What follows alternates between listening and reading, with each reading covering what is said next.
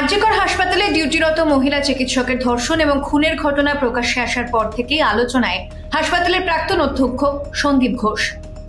সন্দীপ ঘোষের ডাক্তারি রেজিস্ট্রেশন বৃহস্পতিবারই বাতিল করেছে রাজ্য মেডিকেল কাউন্সিল।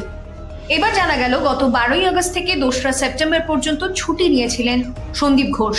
সেই সময়ের কোনো বেতন তিনি পাবেন না। 12ই আগস্ট থেকে 2রা সেপ্টেম্বর প্রায় 20 দিনের এক্সট্রা অর্ডিনারি লিভ। রাজ্য সরকার সন্দীপের রেজিস্ট্রেশন বাতিল করার পর জানিয়েছে এই 20 দিনের মাইনে পাবেন না সন্দীপ। তবে সন্দীপ ঘোষের রেজিস্ট্রেশন বাতিলের নিয়মের বৈধতা নিয়ে প্রশ্ন তুলছে West Bengal joint platforms of doctors forum. অভিযোগ করা হয়েছে নিয়ম বহির্ভূতভাবে রেজিস্ট্রেশন বাতিল করলে পরে সেই রেজিস্ট্রেশন ফিরে পাওয়াও সম্ভব। ডাক্তারদের তরফে দাবি করা হয়েছে 2020 সালে রাজ্য মেডিকেল কাউন্সিলের রেজিস্ট্রার পদ থেকে অবসর নেন মানস চক্রবর্তী।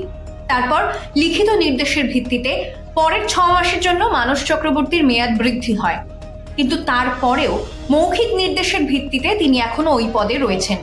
এই পরিস্থিতিতে মানস চক্রবর্তীর নির্দেশের ভিত্তিতে সন্দীপের রেজিস্ট্রেশন বাতিল কি আদৌ বৈধ, সেই নিয়ে প্রশ্ন উঠছে।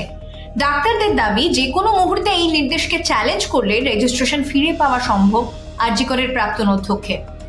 গত 7ই সেপ্টেম্বর আরজিকরের ঘটনায় হাসপাতালের প্রাক্তন অধ্যক্ষ সন্দীপ ঘোষকে শোকজ নোটিশ পাঠায় রাজ্যের স্বাস্থ্য দফতর। পরের 72 ঘন্টার মধ্যে শোকজের উত্তর চাওয়া হয়েছিল। ওয়েস্ট বেঙ্গল মেডিকেল কাউন্সিলের আইন অনুযায়ী কোনো চিকিৎসকের বিরুদ্ধে দুর্নীতির অভিযোগ উঠলে তাকে শোকজ নোটিশ পাঠাতে পারে রাজ্য। শোকজের উত্তর মনঃপূত না হলে ডাক্তারের রেজিস্ট্রেশন বাতিল করতে পারে রাজ্য। কিন্তু সন্দীপ ঘোষের ক্ষেত্রে পরবর্তী 11 দিনেও তেমন কিছু হয়নি। রেজিস্ট্রেশন বাতিল হয়েছে গত বৃহস্পতিবার, 12 দিনের মাথায়। আরজিকর হাসপাতালে ডিউটিরত মহিলা চিকিৎসকের ধর্ষণ এবং খুনের ঘটনায় গত 14ই সেপ্টেম্বর গ্রেফতার হয়েছেন সন্দীপ ঘোষ। অবশ্য তার আগে 1 সেপ্টেম্বর আরজিকরের আর্থিক দুর্নীতির কারণে সন্দীপকে গ্রেফতার করেছে সিবিআই। সম্প্রতি সন্দীপ ঘোষের বিরুদ্ধে হংকংয়ের এক পুরুষ নার্সকে বছর 7 আগে যৌন হেনস্থার অভিযোগের খবর নতুন করে প্রকাশ্যে এসছে।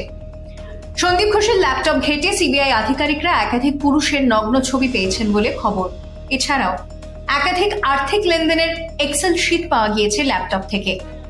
সন্দীপ ঘোষকে নিয়ে রোজই নতুন কোনো না কোনো তথ্য সামনে আসছে।